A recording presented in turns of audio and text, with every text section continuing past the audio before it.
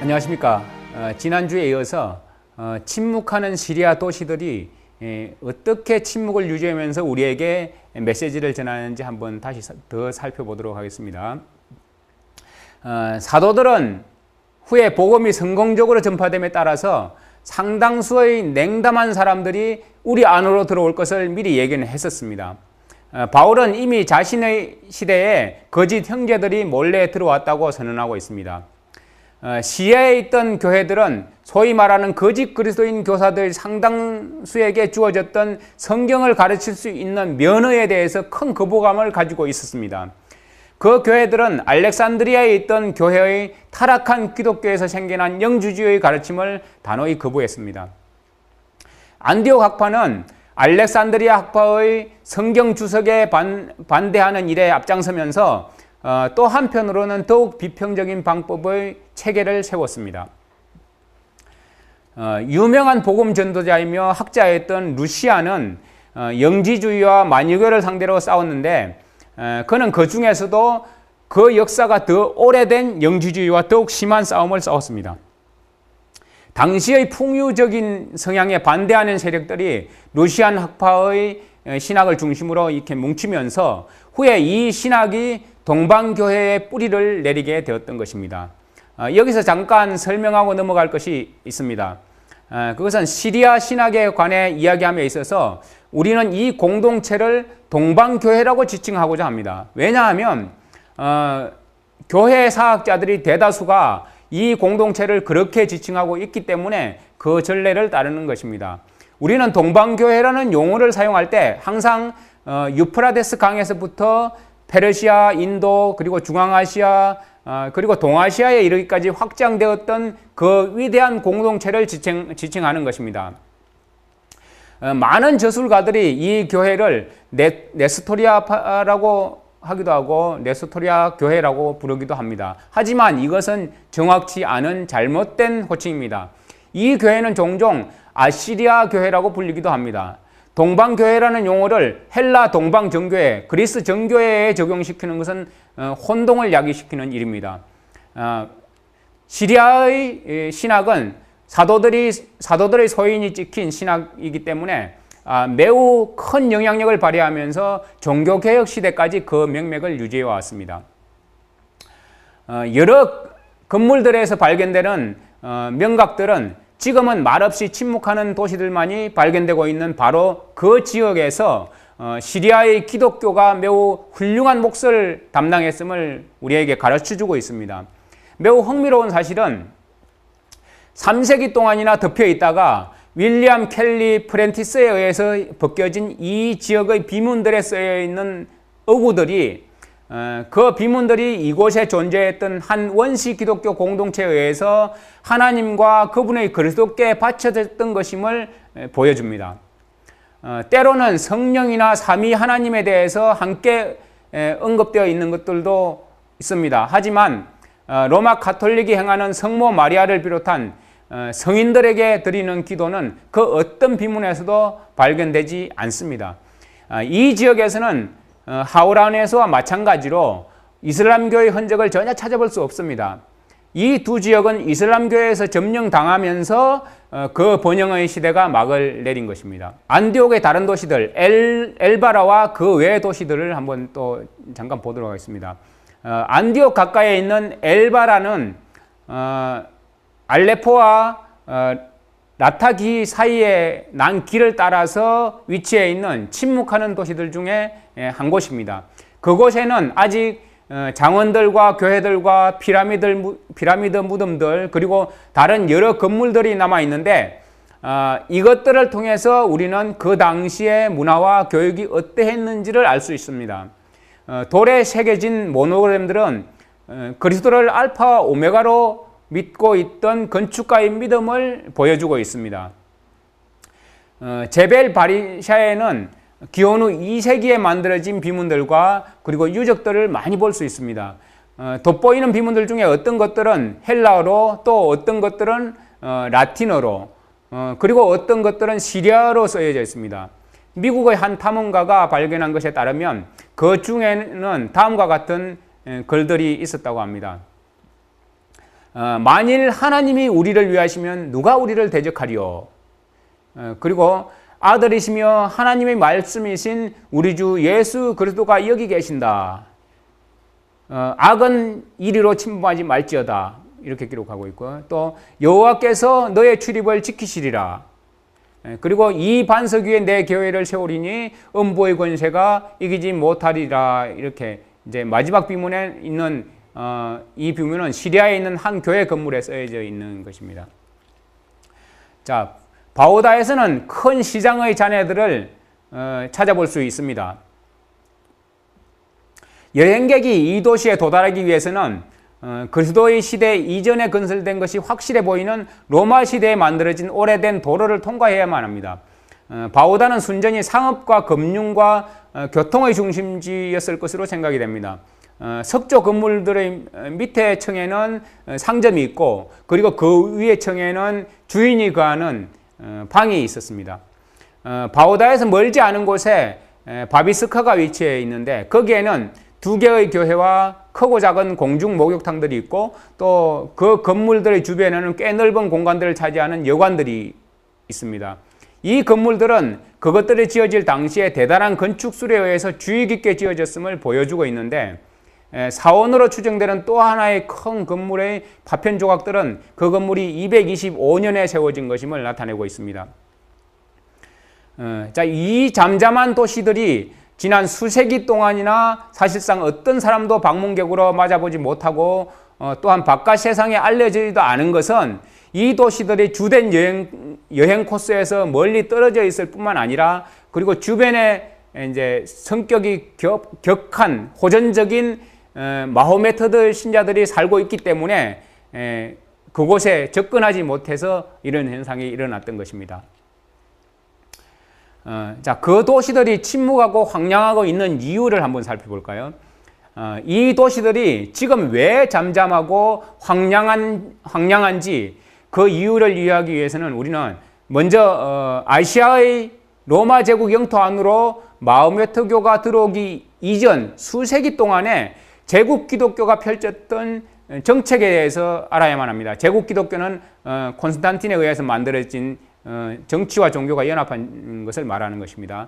이 제국 기독교가 325년에 니케아 종교회의가 열린 직후에 북쪽에서는 고토족이 침략해서 매우 심각한 상황에 이르렀고, 로마 황제들이 이 일에 이제 주의를 기울이지 않을 수 없을 정도로 되었습니다. 이 침략자들은 전쟁의 승리를 통해서 서유럽에서 로마 제국에 속해 있던 영토를 상당한 부분 차지해버렸기 때문에 유대의 로마 제국, 유대가 아니고 유럽의 로마 제국의 영토를 이전의 3분의 1 수준으로 줄어들게 만들었습니다. 그래서 이제 제국 기독교는 그 생존을 위해서 그 남아있는 지역들 간의 긴밀한 연합을 필요로 하였던 것입니다. 여기에 대해서 제국 기독교는 이단에 대한 형벌을 그 정책의 매우 중요한 부분으로 만들었습니다. 이 때문에 로마 교회를 반대하는 사람들에 대한 혹심한 박해가 자행되었던 것이죠. 이런 상황 때문에 오랜 동안 로마 제국의 일부였던 시리아에서 신자들 사이에 이러한 이제 한 운동이 촉발되게 되었는데요. 이 운동은 그들로 하여금 제국이 행하던 강탈 행위로부터 정신적으로 이미 멀리 떠나 있던 동쪽 지역들로 도망을 하게 만들었던 것입니다. 그곳에는 이단 사냥이 이미 시작되어 있었습니다. 그곳의 그리스도인 인구는 모두 침묵하는 도시들이나 로마 제국에 속해 있던 유프라테스 강과 티그리스 강 원류의 근방의 지역들에서 이주해온 그런 사람들이었습니다. 532년에 저스티니안 황제가 모든 것을 제국 기독교의 통제 안에 두는 정책을 시작할 때 헌신적이고 박식하며 열심히 있는 그리스도인들은 모두 페르시아 제국의 회복된 영토 안에서 자신들의 피난처를 찾기 위해서 이미 그 지역을 떠나고 없었습니다. 이것에 대한 자세한 내용은 차후에 교회가 광야로 쫓겨가게 된 경위에서 다시 이제 다루도록 하겠습니다. 또 다른 한편으로는 제국 기독교는 저스티니안 황제가 죽은 지 약 100년이 지난 후에 아라비아로부터 갑자기 나타난 마호메트 교도 유목민들에 대해서 전혀 준비가 되어 있지 않았다는 사실입니다. 마호메트 교도는 기원 후 622년 후에 아라비아에서 갑작스러우면서도 회오리바람처럼 강력한 힘을 가지고 생겨나기 시작했습니다. 이 이슬람이 소아시아와 동방 지역들에 대한 습격을 끝냈을 때에는 아시아와 북아프리카와 스페인에 있던 로마 제국의 모든 소유들은 이미 그들의 손에 넘어가 버린 상태가 되어 있었습니다. 이 새롭게 생겨난 이 광신적인 종교는 먼저 팔레스틴을 향하여 돌격하여 그 지역을 자신들의 손에 넣었습니다. 그리고 이어서 로마 황제와 그의 군대가 이제 시리아 전쟁에서 그들에게 패배를 하게 되었습니다. 마호메트의 추종자들은 살육과 유린과 약탈과 그리고 강제 추방 등의 일들을 통해서 강력하게 밀고 나갔습니다. 시리아 땅에 남아있던 그리스도인들은 분명히 그들이 침묵하고 황량한 도시들을 뒤로한 채 더 먼 곳으로 향하여 애써 나아갔을 것입니다. 동방교회의 역사를 포함한 더 상세한 역사적 기술에 따르면 첫 6세기 반 동안의 시리아 기독교는 신약교회를 세우는 일에 있어서 매우 놀라운 역사를 행하게 되었던 것입니다. 그들은 동방에서뿐만 아니라 서방까지도 신약에 제시되어 있는 교회들을 세웠습니다. 이 지역에서는 그리스도의 양성과 관련된, 예수 그리스도의 양성과 관련된 훌륭한 영적 배경을 가지고 있던 대규모의 이방인 복음 공동체들과 유대인 복음 공동체들이 한데 어울려서 생활을 하였습니다. 자, 그리스도의 신성과 인성에 대한 이 배경은 유대인들이 구약시대에 신권 통치를 받을 때부터 이어져 온 것입니다. 이방인 신자들과 유대인 신자들의 이 같은 어우러진 삶을 통해서 기독교를 전파하는 데 필요한 비옥한 토양이 만들어지게 되었습니다. 끝으로 마호메트 교도들에게 유린을 당한 이후에 벌어진 제국 기독교에 의해서 자행된 박해는 이 지역의 인구를 급속히 감소시켰습니다. 그리고 시리아의 복음교회를 말살시켜버리게 된 것입니다. 그러나 하나님의 보호하시는 손길이 당신의 진리를 감싸고 계셨습니다. 서쪽 먼 곳의 유럽에 있는 교회들과 그리고 동쪽 먼 곳의 아시아에 있는 교회들이 빛을 전할 만한 충분한 힘을 가지고 있었습니다. 자, 교황권의 교회가 아닌 복음적인 교회입니다.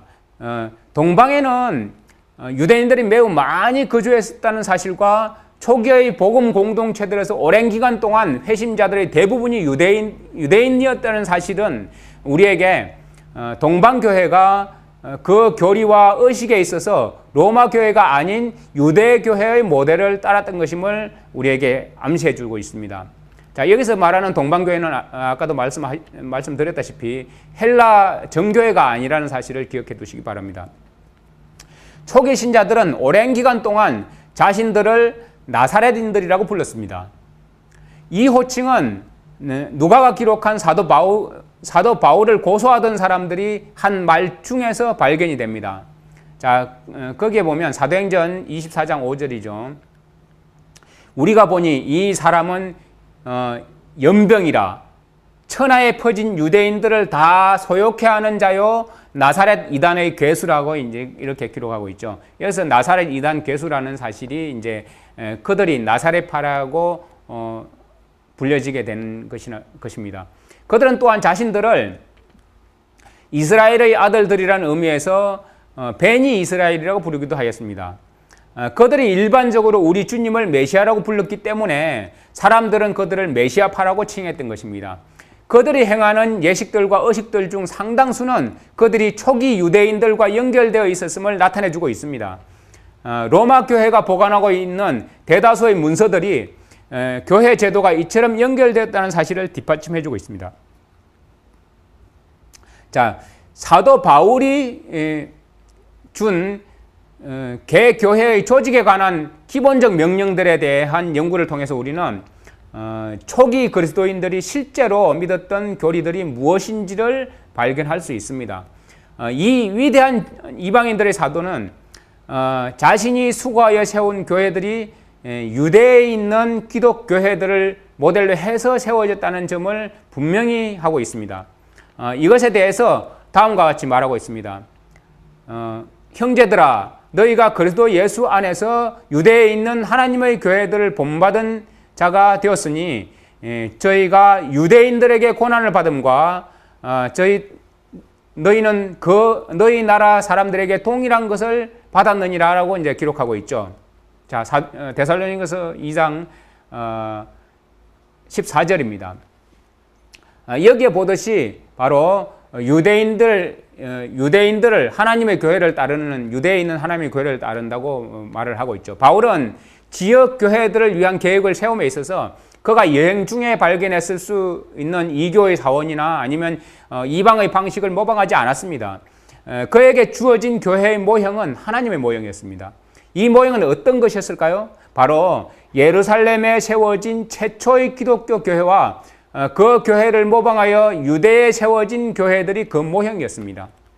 바벨론에서부터 소아시아의 서쪽 경계에 이르기까지 방대한 지역을 다니며 수고한 사도 바울이 다른 어떤 모델을 모방해서 교회들을 세웠다는 것은 상상하기가 힘든 일입니다. 그의 회중들 또한 유대에 있던 본래의 기독교 공동체들, 특히 예루살렘에 있던 공동체들을 재현한 것임에 다름이 아닙니다. 한동안 기독교 신자 단체들은 안식일에 유대인들과 더불어 회당에서 모이는 일을 계속했습니다. 이 사실은 사도교회가 그 원시 조직에 있어서는 회당과 연관된 것들을 모두 버리지는 않았다는 사실을 가르쳐주고 있는 것이죠. 사도행전에 기록되어 있는 사도들의 회의가 이 사실을 확정해주고 있습니다.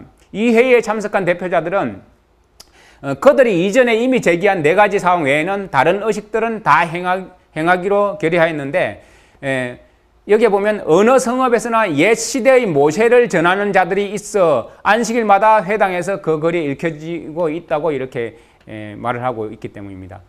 그 반면에 그의 대적들인 알렉산드리아 영지주의 신학은 유대 기독교까지를 포함해서 유대적인 것은 어떤 것이나 모든 것을 적대시했습니다. 그래서 후에 로마 가톨릭 교회가 이 신학을 따른 것입니다.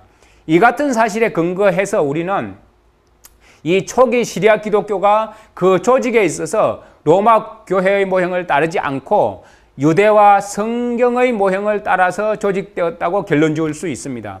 여러분이 생각을 할 수 있는 사려 깊은 학생이라면 그 선교 교회들이 광범위한 영역에서 이룬 업적들, 다시 말해서 시리아의 모교회를 통해서 탄생한 수많은 교회들과 회중들을 생각할 때 큰 감명을 받지 않을 수 없습니다. 여기에서 우리는 안디옥의 루시안과 왈덴스인들의 첫 번째 지도자로 여겨지고 있는 비잘린티우스의 지도력을 발견하게 됩니다. 그리고 간접적이긴 하지만 아일랜드에서 셀틱 기독교의 창시자인 패트릭의 지도력 역시 여기에 상당한 영향을 미쳤습니다. 자, 이후의 사건들에서 이 지도자들이 매우 상세하게 소개될 것입니다. 다음 시간들을 기대해 주시고 지금까지의 것들을 여러분 마음속에 간직하시기 바랍니다. 다음 이 시간에 다시 뵙겠습니다. 감사합니다.